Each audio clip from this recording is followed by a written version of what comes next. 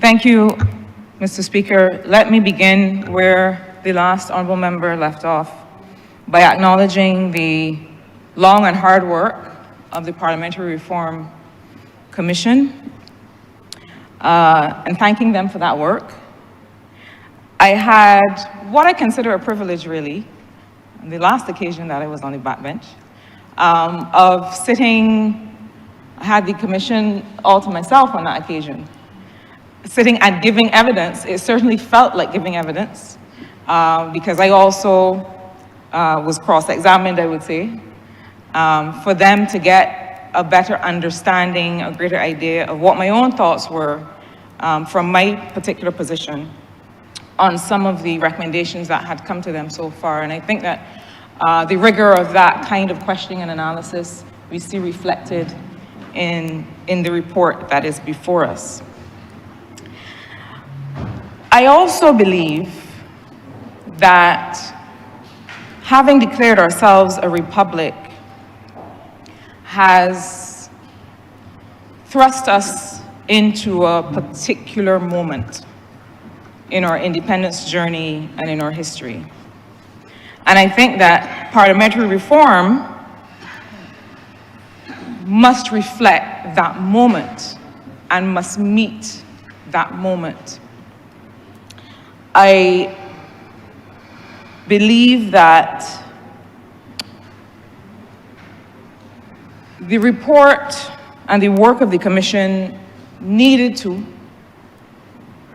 have gone back to first principles about why are we doing this? As a parliament, what are we for? This is a simple question. Because the form that is represented, the recommendations of changes to form and structure that are meant to be represented here would have to follow the function that we agree that we serve in a 2025 Barbados and beyond. I do not know that we, notwithstanding all of the tremendous work and some of the solid recommendations, have seen in the report a full return or a full acknowledgement of what such a body of recommendations would look like had we gone back to that first principles approach to say, if we were to set aside what we have, and if we were to build up to what we want, what would a Parliament of Barbados look like today? And I think we start to see some of that, but perhaps the next stage of our consultations would be to go even further in that direction. And I say that because we all know from whence we've come, or whence we've come. We all know that we, as a former colony, have inherited a lot of the form and the institutions and the manner and some of the culture of our former oppressors. And becoming a republic is the moment that allows us to, as far as we can, shed the parts of that that do not serve us. Not for the sake of shedding them, but because we have truly rejected some of the structures and systems that have been in place that do not serve us. And I have to go squarely, as I'm sure will be no surprise to those who are listening to me. I have to go directly to the question of our bicameral system of government.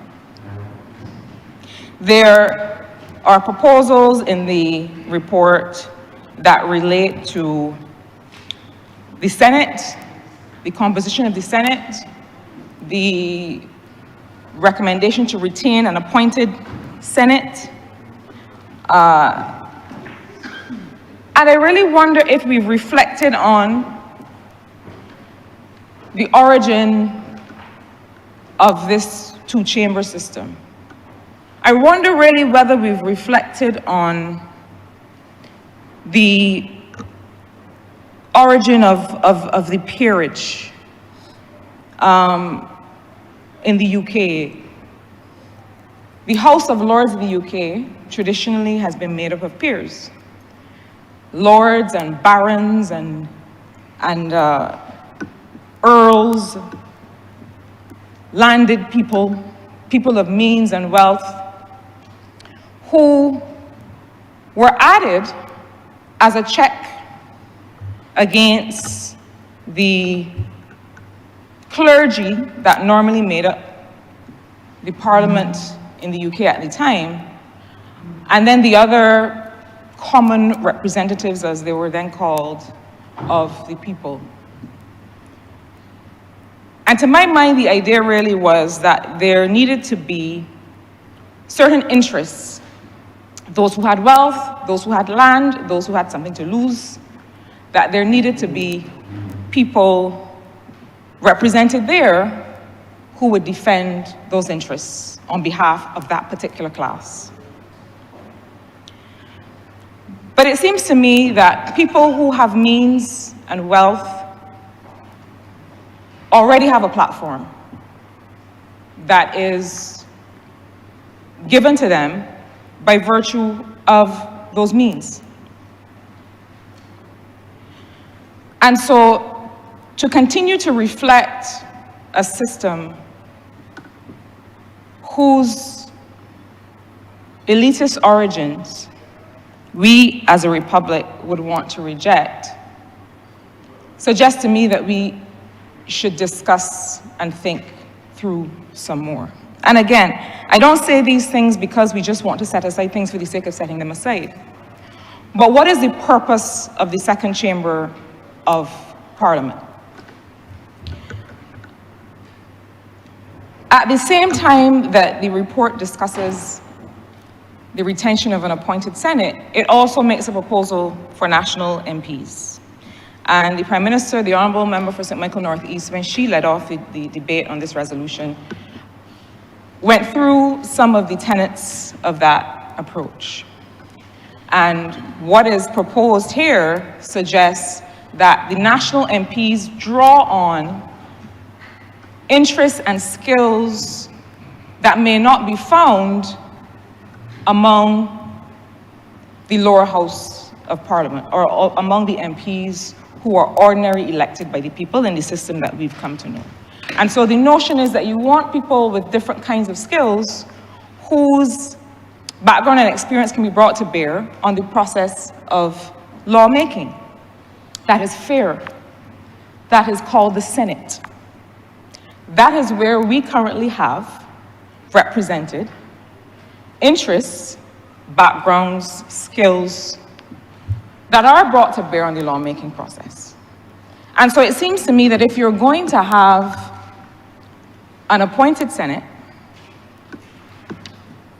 it would negate the need for another layer of national MPs whose reason for being is that you are trying to get more skills in the process of lawmaking than those that you already have represented in the lower house. The other alternative, it seems to me, and I accept that we are all thinking out loud in this debate, it seems, we are reflecting. And so allow me to continue to reflect. It seems to me that the other alternative would simply be to have an elected Senate. Because as a member for St. Michael's South shared earlier, you have a system currently where the people of Barbados have elected their representatives. We come to this honorable place and we, in committee and in this place, go through a painstaking process of refining legislation. And then it is sent to another place where people have not been elected. And from time to time, sir, we will sit in this place and hear notice of corrections and amendments that are sent from the Senate for us to note that, hear what? We've corrected you. Now, it may be the case that there are checks and balances required for a particular chamber. None of us is perfect. And with the best will in the world, there are things that one might miss. But But if there is to be a second chamber, let us think about the process by which that chamber should come to be. It seems to me that in some of this discussion, whether it is about national MPs and the notion that constituency MPs may want to continue to work on those very parochial service-related issues, while others turn their minds to loftier national matters. A concept with which I disagree fundamentally, because all of us called here are called to consider and debate and discuss national issues as reflected by our constituents. That is what canvassing is. Canvassing is not the process of asking for votes.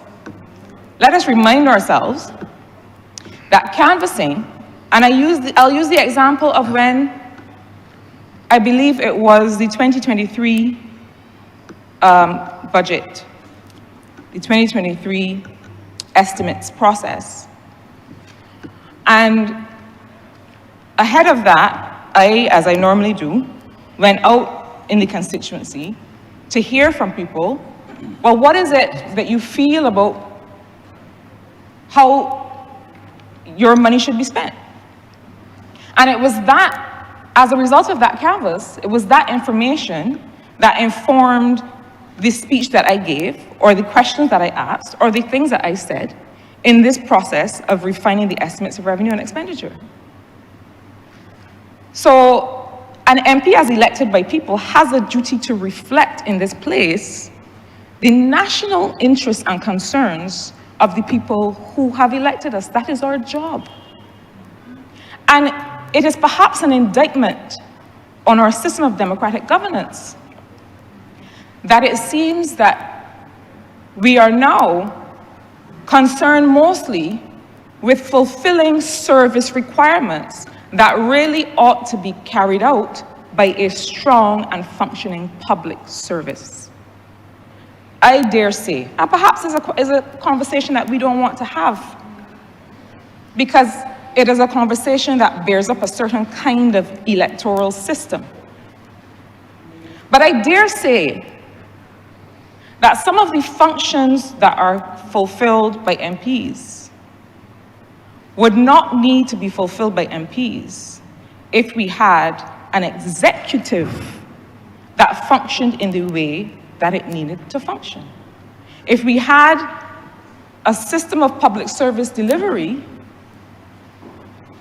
that was sufficiently resourced and structured to deliver for people such that no middle person is required. I hope that we're getting frank in this debate today. Such that no middle person is required, because then we would have to require more of our MPs. Then our MPs would have to be assessed on the basis of the extent to which their advocacy on behalf of people becomes real in people's lives through legislation and other kinds of representation that they make to the executive. That's why we are here. And I feel that we have all of us in this chamber and all of us in this country so benefited or so set up a system that we know that certain kinds of activities then convert themselves into a certain kind of electoral benefit. And that system has existed for so long that it becomes difficult for us to turn our minds to a system that requires of MPs representation at a higher level. And so I would suggest that some of the recommendations made here would really be solved, one, by an elected Senate, or by a strengthened, responsive public service. And that we run the risk of accommodating dysfunction by tweaking things that we ought not to be tweaking. Let us go to the heart of the reasons that people experience suboptimal service delivery. Let us go to the heart of what is stopping a person in a country of 270,000 people from being able to send an email request or to pick up a phone or to otherwise make contact with a government institution and get a fair and effective response. Let's be honest in this discussion. But sir, I also want to get to another part of the report which makes reference to a constituency development fund. And, you know, sir, democratic governance doesn't function in a vacuum. We say all the time, and perhaps people don't like to hear this, but I think that each of us as Barbadians has to think about, do we want democratic governance? Do we want democratic governance? Because if we do, there's an investment that needs to be made in that governance. There's a cost to governance. There's a cost to democracy. And usually when people say that, they're talking about certain financial requirements. And those who spoke before also made reference to some of those financial requirements. But there are also other costs of governance by a parliament and by an executive. Because the electoral processes in which we engage and the other vehicles of democratic participation that we ask people to engage in outside of voting, they have a cost as well. They have a cost of time and they have a cost of opportunity. So when we look at recommendations that relate, for example, to the right of recall of MPs, that relate to whether we should have a fixed date of elections, and that relate to what should be, whether a by-election should be triggered when a person crosses the floor, we also have to consider the cost of time and opportunity to triggering elections. How many elections within a particular 5-year period can a country withstand in terms of the investment of people's time and energy and focus in being a part of this democratic process? In terms of the fact that essentially many of the activities of governance also pause when an election is called, even if it is a by-election. And that resources have to be mobilized to flow to those different democratic processes. So there is a lot that recommends some of what is in the report when it comes to things like whether a by-election is triggered when a person crosses the floor, and the arguments made so far make sense to the ear. If I cast myself in the place of a voter, which I am, and I know that I have walked into a booth and I voted for a person, I've also voted for a party. And there has to be some consideration to the consequences of separating oneself from the party platform on which one was elected. Perhaps there should be consequences. I only invite us to think through and make sure we understand that every part of an electoral process and every part of our activities of democratic governance have a cost. They have a real financial cost, and they have a cost of time and focus and energy of a population that they now have to turn themselves, and we want them to engage fully. And if we want them to engage fully, do we want to be calling, recalling, and having elections at a moment's notice? Something, since we are all simply reflecting out loud, something to be considered. But there's another part of this cost to democratic governance that relates to the Constituency Development Fund. And you know, I hear a lot of calls from those who have the luxury of so doing for campaign finance reform. And I always find it curious that the conversation about financing democracy starts in the place of calls for campaign finance reform when there is actually no structure, really, around campaign finance, number one. But the truth is that the financing that we have to be concerning ourselves with is about financing representation. An election is a moment in time. An election is a process by which people are elected to serve, and then the service begins. Then the service happens for 3 or 4 or 5 years. And so there is an unspoken, undiscussed cost. And the honorable member for Christchurch West mentioned the $2,550 that is right now the constituency service fund that has not increased for several years. But the fact is that there is a cost that those who call for campaign finance reform from the protected places which they sit, I dare say, who may have never had to reach out to an MP for help or support.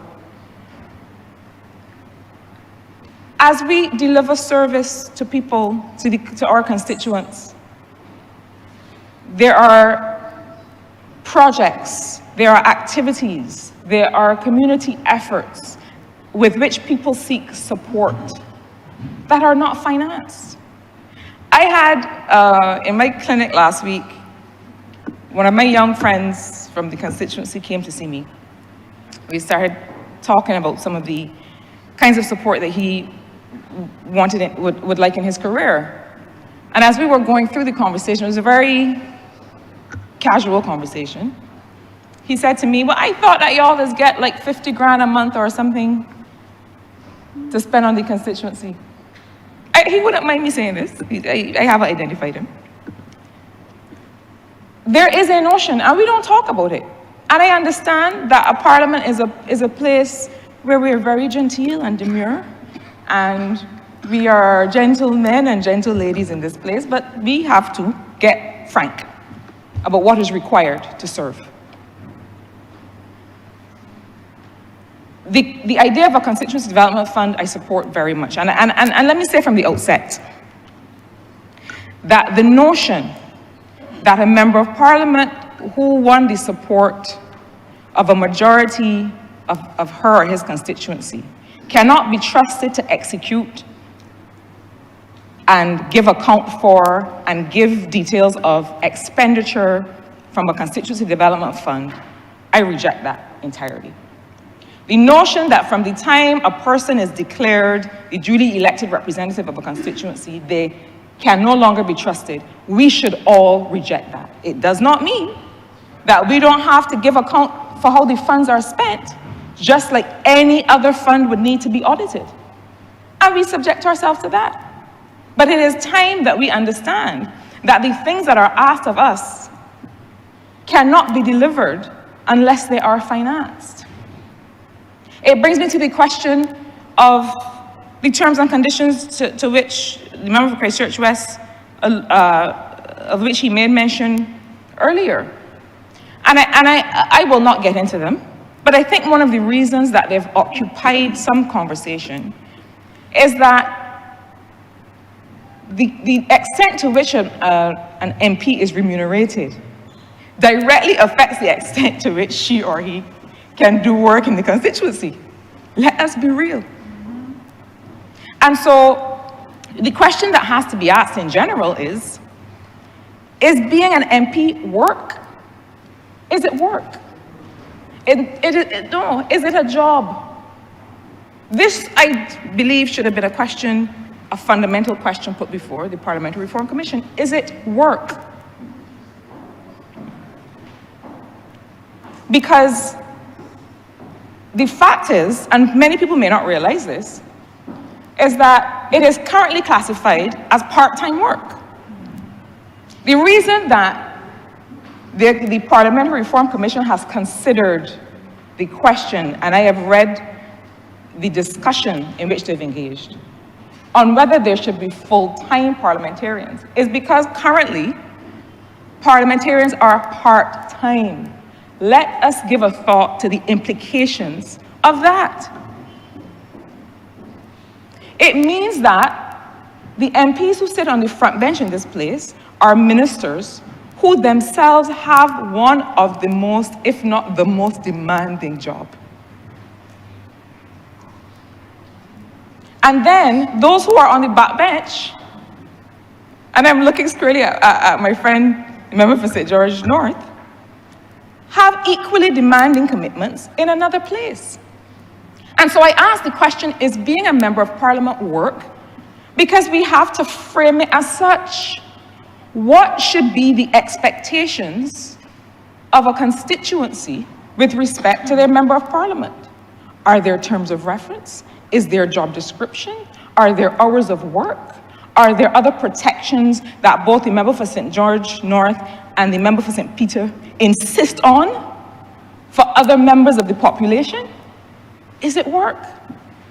Now, if I say, as the member for Christchurch West has said, that it is national service, that it is a labor of love, fine. If that is the case, let us then give the part-time MP, and there's no recommendation here to make the MP full-time. So let us give the part-time MP the wherewithal to truly serve people. I said in another place on this matter that in our current system, poor people's children cannot be MPs. The first day that I went on the ground in St. Michael's South Central in 2016, well, he wasn't that young, less young now, a gentleman said to me, "Are you a millionaire?" I said, "Absolutely not." He said, "Oh, well, don't bother." And we went on to have a very frank conversation. He started out being facetious to get my attention. But what he was saying was that there is a certain financial responsibility that attaches to this work. And the truth is that when you look back, and there's a term that is used in this place that's called political class, and I reject the term. I reject the term, even though I understand that people are trying to say that political service is a category of work, but I reject the term because political class means something different to me. It speaks to a group of people who historically had the wherewithal independently to finance their campaigns and their representation. If we are looking to democratize political participation and representation in this country, we have to create a system whereby poor people's children, people who do not come with any ancestral wealth and lands, can represent people in this country. So that if I am able to rally the trust and the confidence of a constituency, that should be enough. I should not then have to bring the wealth of previous generations that some may be able to enjoy in order to be on an equal playing field with my colleagues. If we are having a frank discussion, let us have a frank discussion about whether this work that we do is work. You are not asked if you go to work for Sagicor or CIBC or some financial institution to bring money from home to do the job. You manage accounts. And so this, to me, is a matter, this matter of a constituency development fund, I absolutely support. It is done in other jurisdictions, and I am not talking about putting money in an institution of the public service. I am not talking about putting money in an institution of the public service that already has implementation challenges to then put the member of parliament in another spot of bother to try and get the funds out of that institution. I am talking about an independent fund that on which MPs are able to make decisions, audit it, have a third-party accountant. There are ways to do it. Other countries in this hemisphere do it. Sir, let me turn finally to... Honourable Member, you're correct, finally. Yes. Let me turn finally, well, sir, I would think that you would want me to say this next thing because it supports the role of an independent speaker. Remember this, that has nothing to do with the chairperson. That has nothing to do with the chairperson, lady. Nothing at all. But I do support the call to have an independent speaker because I realize that the role and the work and the structure of Parliament, the resources that we invest in the Parliament, have to be managed and led and guided by a presiding officer that is able to steer a vision for how a Parliament should function. Sir, the truth is that we have to more and more be relevant to the lives of people.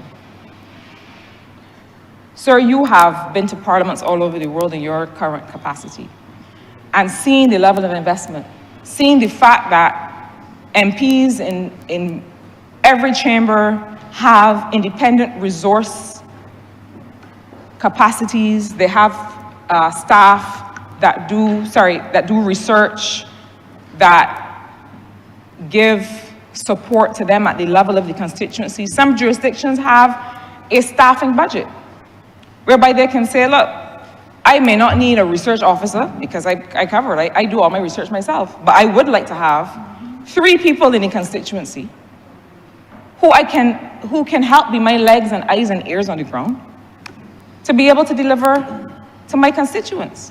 And so if I can trust somebody to elect them to a seat in this place, surely I can trust their judgment to understand with a certain pot of resources, what is the staffing that will really make me effective and really help drive the work that I am doing. Sir, I will admit that I spent my time on the things, more fundamental issues. There's much in the report with which I agree. Gender quotas does not happen to be one of them, but that may be a discussion for another day. But there's much in the report with which I agree. I've chosen to spend my time, however, on a call for us to believe that our job here today is to do more than tweak the edges, than think about what might be a slight improvement or what might relieve a little bit of the burden. We have a unique and historic opportunity here to say to ourselves, who is it and what is it that we want to be? How is it that we will improve our relevance in people's lives at a time where people all over the world are questioning whether their systems of governance are working for them? While there's much in the report that finds favor with me, I have to end on a challenge for us to further challenge ourselves beyond where this report lands. And to look at issues like the Senate, the national MPs, even the role of the president, and whether the president becomes now a tripartite, a third member of the parliament by giving assent to legislation. That is a very significant function. And I feel that, again, that we have this notion of a ceremonial head of state that has executive functions, and that we need to go back to unpack completely. Are these functions truly ceremonial, or do these functions start to now tread in the area of the executive? And to really be able to say the president should, in our new Republican Parliament, perform these particular functions that do not, in fact, reflect, in some cases, what the Governor General was. In many cases, what we are doing is to be continuing the functions of the representative of the Queen or the King of England. And why? So I encourage us to take the parts of this report that serve us, and quite frankly, to set aside and to further interrogate the ones that don't. Mr. Speaker, I'm obliged to you.